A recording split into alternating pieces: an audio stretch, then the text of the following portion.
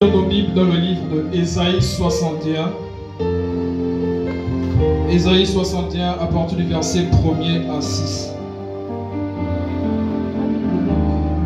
J'aimerais qu'on soit tous à la page afin de lire ce verset ensemble. Ésaïe 61 à partir du verset 1er à 6. Je vais lire. Verset 1er, la Bible dit: L'Esprit du Seigneur est sur moi. L'Esprit du Seigneur, l'Éternel est sur moi. Car l'Éternel m'a oint pour porter de bonnes nouvelles aux malheureux. Il m'a envoyé pour guérir ceux qui ont le cœur brisé, pour proclamer aux captifs la liberté et aux prisonniers la délivrance. Au verset 2. Pour publier une année de grâce de l'Éternel et un jour de vengeance de notre Dieu, pour consoler tous les affligés. Au verset 3. Pour accorder aux affligés de Sion, pour leur donner un diadème au lieu de la cendre, une huile de joie au lieu du deuil, un vêtement de louange au lieu d'un esprit abattu, afin qu'on les appelle térébintes de la justice, une plantation de l'Éternel, pour servir à sa gloire. Au verset 4. Ils rebâtiront sur d'anciennes ruines, ils relèveront d'antiques décombres. Ils renouvelleront des villes ravagées, dévastées depuis longtemps. Au verset 5. Des étrangers seront là et feront paître vos troupeaux. Des fils de l'étranger seront vos laboureurs et vos vignerons. Au verset 6 enfin. Mais vous, on vous appellera sacrificateurs de l'Éternel. On vous nommera serviteur de notre Dieu. Vous mangerez les richesses des nations et vous glorifierez de leur gloire. Amen. Est-ce qu'on peut acclamer le Seigneur, s'il vous plaît? Pendant que tu t'assois, acclame bien.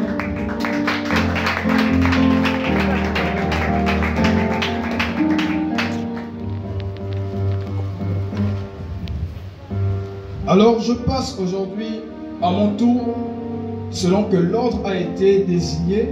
C'est pour vous exhorter, à vous qui êtes jeunes, à vous qui êtes pères et à vous qui êtes mères. C'est pour vous donner cet enseignement qui me vient tout droit, non seulement du cœur, mais aussi de l'esprit. Car vous pouvez le constater, dans notre précédente lecture, nous avons dit au verset 1er que l'Esprit du Seigneur est sur moi, car il m'a oint pour délivrer, car il m'a oint pour annoncer la parole aux malheureux, il m'a oint pour annoncer la parole aux captifs. Et j'aimerais attirer votre attention sur ce qui est dit ici.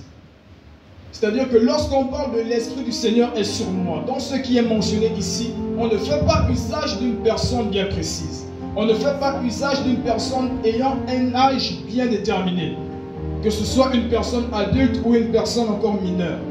Mais la Bible dit ici que l'Esprit du Seigneur est sur moi car il m'a oint. C'est-à-dire que tu peux être une fille, tu peux être un homme, tu peux être un garçon, tu peux être une petite fille, tu peux être un petit garçon. Quel que soit ton âge ou ton apparence, quelle que soit ta corpulence, l'Esprit de Dieu peut te saisir et faire des grandes choses. Amen.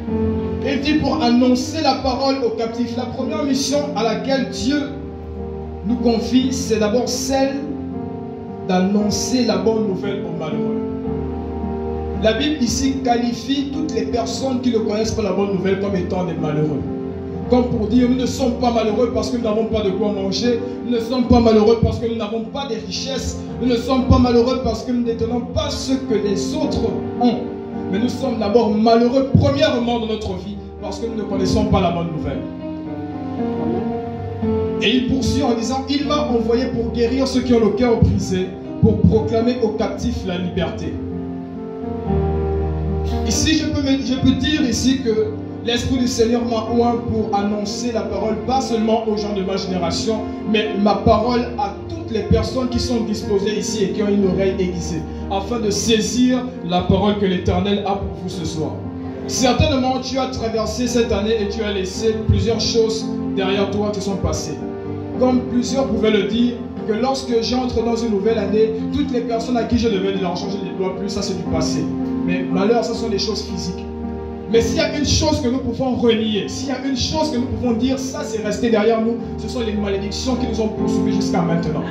S'il y a une chose que nous pouvons dire que non, là c'en est assez, ce sont les paroles que nous ont laissées dans notre famille. Ce sont les malédictions qu'on nous a lancées dans notre famille.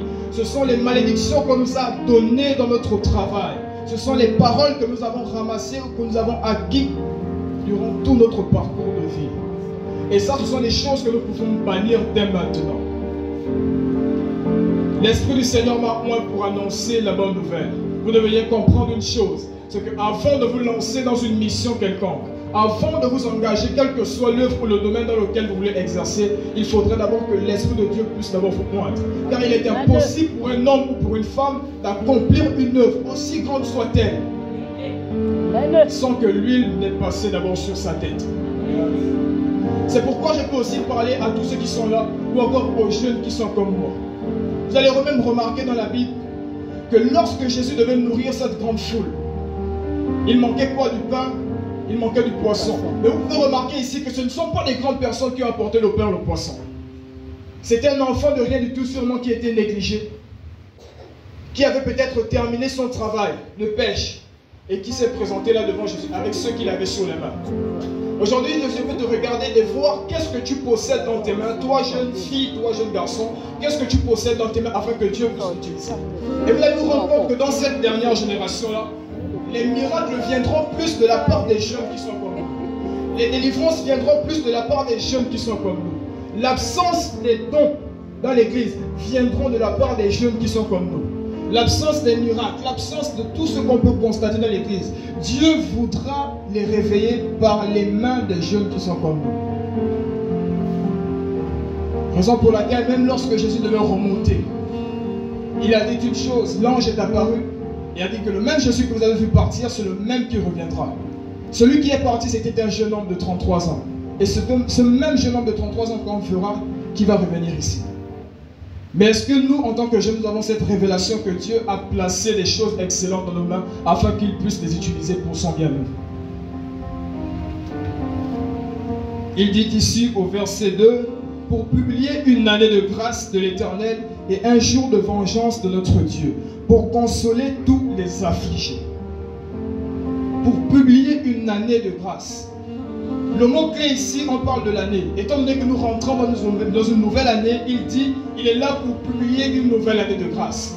2024 était sûrement ton année de pleurs, ton année de tristesse. L'année où tu t'es promis des choses, mais que toi-même tu n'as pas su réaliser.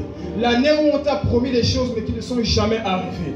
L'année où des personnes ont tenu en captivité ce qui t'appartenait, comme bien matériel ou comme bien spirituel.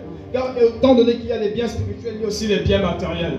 Avant que les choses ne paraissent physiquement, elles existent d'abord spirituellement.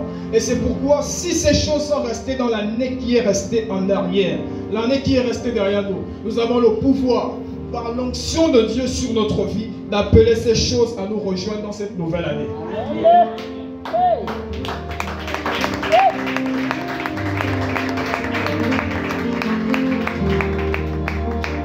C'est pourquoi je ne suis pas ici pour te rappeler ton ancienne année, ton année de douleur ou ton année de tristesse. Certainement, ça peut te faire mal par rapport à ton vécu. Mais je suis ici pour te dire, pour reconforter, parce que nous sommes dans l'instant présent. Mais laissez-moi vous dire que ce ne sont pas des choses ou encore des paroles pour venir embellir le visage de quelqu'un ou juste pour vous donner le sourire.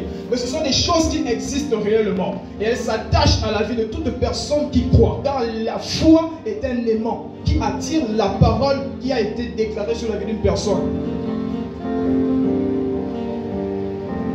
Je ne sais pas quel est le chagrin ou quelle est la douleur que tu as porté durant toute cette année 2024. Mais étant donné que nous entrons, comme cela a été dit, dans cette année de gloire prophétique, je crois fortement que ce qui t'a été retenu autrefois en 2024 viendra te retrouver ici en 2025. Amen. On commence. La Bible dit au verset 2 toujours, pour consoler tous les affligés. Au verset 3, pour accorder aux affligés de Sion, pour leur donner un diadème au lieu de la cendre, une huile de joie au lieu du deuil, un vêtement de louange et un esprit abattu. Ici, vous allez vous rendre compte que l'Éternel ici n'est pas seulement en train de reconforter une personne ou un peuple bien précis, Mais il est ici en train de donner réellement les directives de ce qui va se passer dans ta vie. Pour dire que ces paroles ne sont pas juste annoncées pour vous donner peut-être une belle apparence. Mais ces paroles ici vous sont annoncées pour vous dire que cette année est la vôtre. Lorsqu'on entre dans une nouvelle année, le fait de crier bonne année ne rend pas l'année nouvelle. Le fait de crier avec les autres ou de faire des accolades, ce n'est pas ça qui rend l'année nouvelle. L'année est nouvelle parce que lorsque nous-mêmes on décide d'être une nouvelle personne. Amen. Il faut être une nouvelle personne dans une nouvelle année pour que l'année soit nouvelle. Au cas contraire, l'année reste la même parce que toutes les années se ressemblent. Mais la différence vient seulement lorsque la personne qui entre dans l'année produit un comportement différent. Amen. Il dit ici, un vêtement de louange au lieu d'un esprit abattu, afin qu'on les appelle des thérubites de la justice et une plantation de l'Éternel pour servir à sa gloire. Un vêtement de louange au lieu d'un esprit abattu. L'Éternel peut te donner ce vêtement de louange au lieu d'un esprit abattu. L'Éternel peut te confier ce vêtement de louange au lieu de cette tristesse que tu as longtemps portée.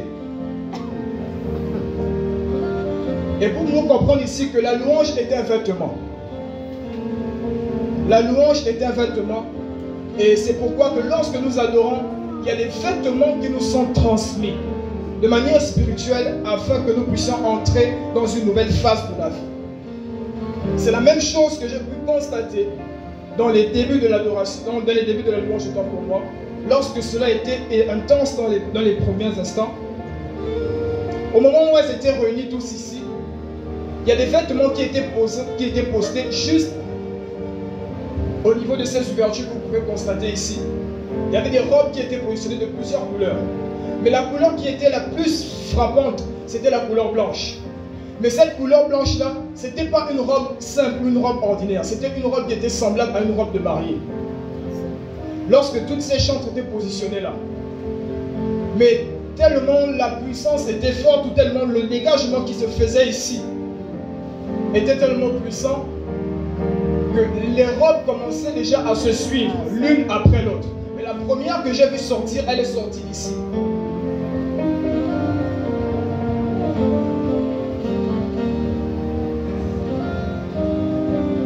Peut-être que vous êtes rentré dans cette nouvelle année avec un choix ou avec une décision que vous avez tenue peut-être depuis 2024. Mais ne croyez pas que parce que cela a été dit en arrière, que ça ne va pas se réaliser cette nouvelle année-là.